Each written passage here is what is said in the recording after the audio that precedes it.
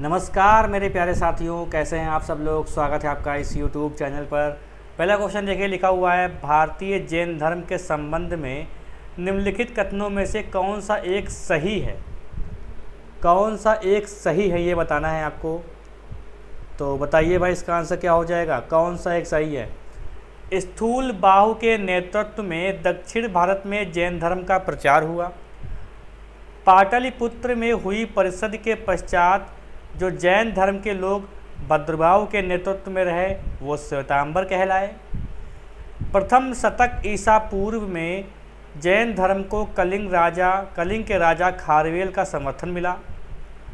बौद्धों के विपरीत जैन धर्म की प्रारंभिक अवस्था में जैन धर्म के लोग चित्रों का पूजन करते थे।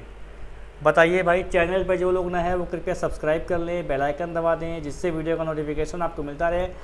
ठीक है, इसका आंसर हो जाएगा विकल्प नंबर सी, ये सही है। ठीक है, बाकी सही नहीं है। प्रथम शतक ईस्वी में जैन धर्म को कलिंग राजा के खारवेल का समर्थन मिला था, ये सही है। देखिए, दक्षिण भारत में जो धर्म का प्रचार किया था वो स्थूल बाहु ने नहीं, भद्रबाहु ने किया था। भद्रबाहु ने, जो दिगंबर कहलाए, दिगंबर। ठीक है, दिशाएं ही जिनका वस्त्र हो। एक दो क्वेश्चन है आपसे छोटे से, बताइए।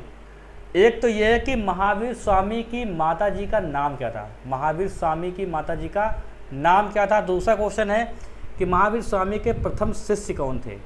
चलिए हम आपको बता देते हैं। माता जी का नाम था त्रिशला और जो शिष्य था प्रथम शिष्य उसका नाम था जमाली। ठीक है, चलिए अगला क्वेश्चन देखते हैं। निम्नलिखित में से कौन सा एक कथन सही नहीं है। श्रवण बेलगोला स्थित गोमेश्वर प्रतिमा जैनियों के अंतिम तीर्थंकर को दर्शाती है। अंतिम तीर्थंकर को दर्शाती है। भारत का सबसे बड़ा बौद्ध मठ अरुणाचल प्रदेश में है। खजुराहो के मंदिर चंदेल राजाओं द्वारा बनाए गए। होय सलेश्वर मंदिर शिव को समर्पित है। तो बताइए भाई, श्रवण बेलगोला कौन सा कथन इसमें सही नहीं है। बहुत अच्छे से पढ़ लीजिए, हम आपको आंसर बता देते हैं। इसका आंसर है ए ऑप्शन। श्रवण बेलगोला स्थित गोमेश्वर की जो मूर्ति है, जो प्रतिमा है, वो संबंधित है बाहुबली से।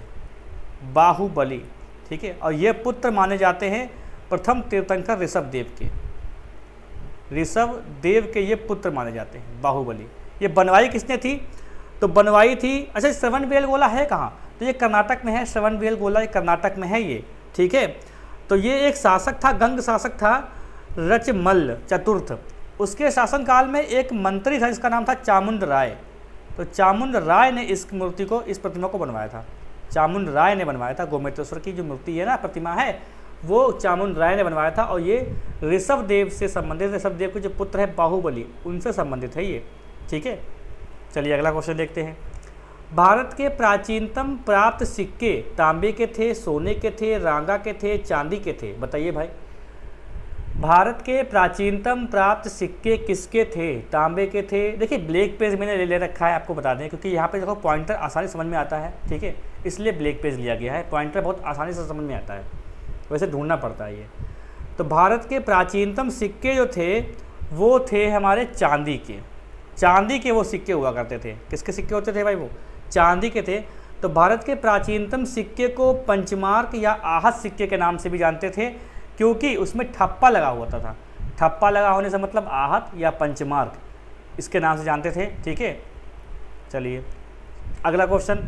तीर्थ यात्रा के समय सम्राट अशोक निम्नलिखित स्थानों पर गए, उन्होंने किस मार्ग का अनुगमन किया। नीचे दिए गए कूट से सही उत्तर चुनिए। तो गया, कपिलवस्तु, कुशीनगर, लुम्बिनी, सारनाथ, श्रावस्ती। तो कहाँ कहाँ ये क्रम बताना है आपको भाई। थोड़ा कठिन क्वेश्चन हो गया। मैंने कहा था कि क्वेश्चन कठिन होते हैं इस वीडियो में, हल्के में मत लीजिएगा, क्योंकि जो यूपीएससी में पूछे गए हैं उसी से क्वेश्चन, उसी से मतलब जो है कॉपी किए होते हैं या उनको हम बनाते हैं। ठीक है, तो इस वीडियो में मेहनत लगती है थोड़ा सा। इस वीडियो में आप हल्के मत समझिए कि ये ऐसे बन जाता है, इसमें काफ़ी मेहनत लग जाती है इसमें क्वेश्चन छांटने में। ठीक है, तो बताइए भाई, अशोक देखिए मौर्य काल दिया है आपके पेट में, तो पूछ सकता है इसे। तो ये क्वेश्चन जो है यूपीएससी में आया हुआ है, प्रीवियस ईयर का क्वेश्चन है। तो बताइए भाई, इसका आंसर क्या होगा। इसका आंसर होगा डी। तो पहले लुम्बिनी, फिर कपिलवस्तु, फिर गया, फिर सारनाथ, फिर कुशीनगर, फिर श्रावस्ती। इस प्रकार से सम्राट अशोक ने निम्नलिखित स्थानों पर ये गए थे, इस प्रकार से गए थे। पहले पहले कहाँ गए थे, ये इसका आंसर हो जाएगा भाई। ठीक है, थोड़ा कठिन क्वेश्चन था। चलिए अगला क्वेश्चन देखते हैं। किस राजपूत शासक ने मुगलों के विरुद्ध निरंतर स्वतंत्रता का संघर्ष जारी रखा और समर्पण नहीं किया? महाराणा प्रताप जैसे समर्पण नहीं किया भाई, ये भी क्वेश्चन देखो यूपीएससी में आया हुआ है। किस राजपूत शासक ने मुगलों के विरुद्ध निरंतर स्वतंत्रता का संघर्ष जारी रखा और समर्पण नहीं किया?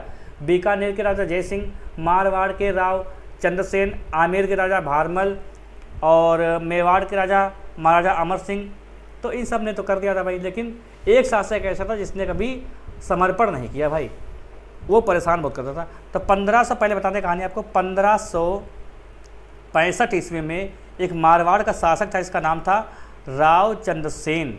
राव चंद्रसेन, ठीक है, ये मुगलों से हमेशा मतलब जो है एक लोहा लिया करते थे और बच जाया करते थे यह। ठीक है, बाद में इनकी जो है 1581 में जाके मृत्यु हो जाती है। ठीक है, 1581 में जाके इनकी मृत्यु हो जाती है।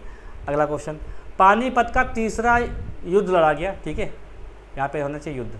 पानीपत का तीसरा युद्ध लड़ा गया किन के बीच? तो बताइए भाई, किन के युद्ध लड़ा गया था? पानीपत का तीसरा युद्ध हुआ कब था, ये बताओ पहले। ये हुआ था 14 जनवरी 1761, जब आप बहुत छोटे हुआ करते थे। ठीक है, तब ये युद्ध हुआ था। 14 जनवरी 1761 को पानीपत का युद्ध हुआ था। मराठे जो थे इसमें बुरी तरीके से हार गए थे। ठीक है ना, तो ये इसका आंसर क्या हो जाएगा? मराठा तथा अहमद शाह अब्दाली के बीच में हुआ था पानीपत का तीसरा युद्ध। पानीपत का तीसरा युद्ध का आपसे सन पूछ लेता है पेपर में, तो 1761 लगाइएगा। ठीक है, अगला क्वेश्चन देखिए। आज का वीडियो बहुत लंबा वीडियो नहीं होने वाला है। ठीक है, निम्नलिखित में से किस गवर्नर जनरल ने भारत में दास प्रथा को समाप्त किया था? देखिए वीडियो पर रिस्पांस मिल नहीं रहा है और ये शायद 19वां वीडियो है। इसकी प्लेलिस्ट बना दी है, प्लेलिस्ट आप चेक करिएगा तो उसमें क्रमानुसार वीडियो बन जाएंगे। तो 19वां वीडियो है और कोई वीडियो मेरा चला नहीं है। ना तो आप लोगों ने पूरा वीडियो देखा, और अगर देखा हो तो कमेंट जरा करना, क्योंकि यहाँ तक कोई पहुँचा ही नहीं होगा मुझे लग रहा है। और ना तो चला तो ये सोच रहे हैं कि इसको बंद कर देंगे, लेकिन अभी नहीं, बहुत सारे वीडियो आने के बाद। ठीक है, कुछ संख्याओं का टारगेट है मेरे दिमाग में, जब वो उन वीडियो की संख्या पूरी हो जाएगी तब ये आना बंद हो जाएगा। ठीक है, वो संख्या पूरी होगी आपका पेपर होने तक। ठीक है, Lord Cornwallis, Lord Ellenborough, Lord William Bentinck और सर जॉन शोर। तो किस निम्नलिखित में से किस भारतीय गवर्नर जनरल ने दास प्रथा को समाप्त किया था? तो इसका आंसर हो जाएगा लॉर्ड एलनबरो। लॉर्ड एलनबरो इसका आंसर हो जाएगा। देखिए स्थायी बंदोबस्त, इससे कौन संबंधित है बताओ भाई? तो लॉर्ड कार्नवालिस जो है स्थायी बंदोबस्त से संबंधित है। और सहायक संधि एक याद आ रहा है अचानक से, सहायक संधि। सहायक संधि से संबंधित कौन है? वेलेजली। वेलेजली सहायक संधि, ये क्वेश्चन पूछा गया है। अगला क्वेश्चन, 19वीं शताब्दी के दौरान होने वाले वहाबी आंदोलन का मुख्य केंद्र कौन था? 19वीं शताब्दी के दौरान होने वाले वहाबी आंदोलन का मुख्य केंद्र कौन था? लाहौर, पटना, अमृतसर या पुणे? तो बताइए इसका आंसर क्या होगा? इसका आंसर हो जाएगा भाई पटना। पटना हो जाएगा इसका आंसर। वहाबी आंदोलन क्या? पटना। ठीक है, तो ये किसने स्टार्ट किया था? तो राय बरेली के सैयद अहमद बरेलवी, राय बरेली के एक व्यक्ति थे सैयद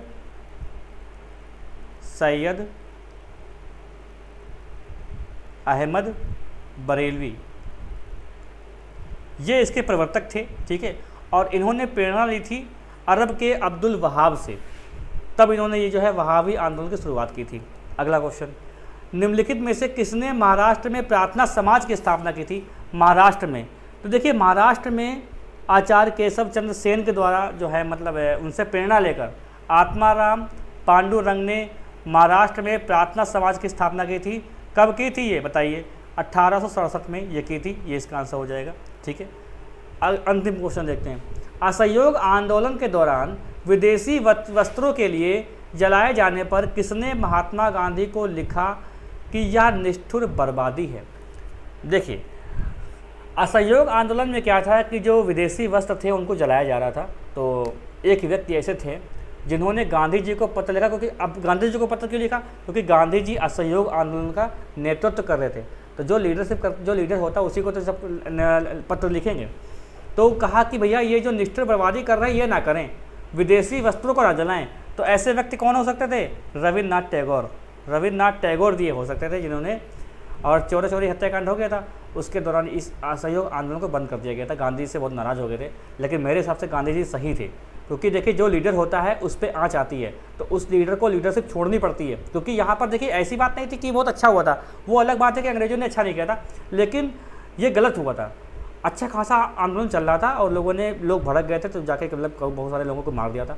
तो असहयोग आंदोलन अब उनको बंद करना ही था, ये तय था, क्योंकि गांधी जी पर जो इतना बड़ा आरोप लग रहा था, भाई टीम का जो कप्तान, जैसे हमारे टीम को गड़बड़ करती है, अगर आप खिलाड़ी होंगे कभी खेला होगा, तो टीम अगर टीम में कोई गड़बड़ी होती है तो कप्तान को शिकायत की जाती है, कप्तान की जिम्मेदारी होती है पूरी टीम की। जो अगर अंदर ग्राउंड की बात कर रहे हैं, बाहर तो कोच होता है, मैनेजर होता है, लेकिन अगर अंदर टीम खेल रही है तो इस टीम में कप्तान जो होता है, अगर कुछ भी होता है तो कप्तान की जिम्मेदारी होती है, ठीक है। तो गांधी जी को इस असहयोग आंदोलन का बंद करना ही था, क्योंकि ये उनके ऊपर आ चुका था कि भैया ये लीड कर रहे थे और इनके लीडरशिप में इतना बड़ा कांड हो गया था, ठीक है। हालांकि जो जलियांवाला बाग हत्याकांड हुआ था उससे तो ये कुछ भी नहीं था उसके सामने, लेकिन तब भी ये कहीं ना कहीं गांधी जी के हिसाब से गलत भी था, और मुझे लगता है गांधी जी के लिए ये उचित फैसला था कि असहयोग आंदोलन को बंद करना चाहिए था, ठीक है। काफ़ी लोग नाराज़ हो गए थे उस समय, बहुत सारे क्रांतिकारी नाराज़ भी हो गए थे इस चीज़ से। देखिए अपना अपना व्यू होता है, आपका व्यू कुछ और भी हो सकता है, ठीक है, सबका अपना अपना नज़रिया है। तो बताइए कैसे क्वेश्चन लगे आपको। चैनल पर जो लोग नए हैं वो कृपया सब्सक्राइब कर ले, बेल आइकन दबा दें, जिससे वीडियो का नोटिफिकेशन आपको मिलता रहे। अपने साथियों को वीडियो को खूब शेयर करें, वीडियो को लाइक करें। मिलते हैं नेक्स्ट वीडियो में।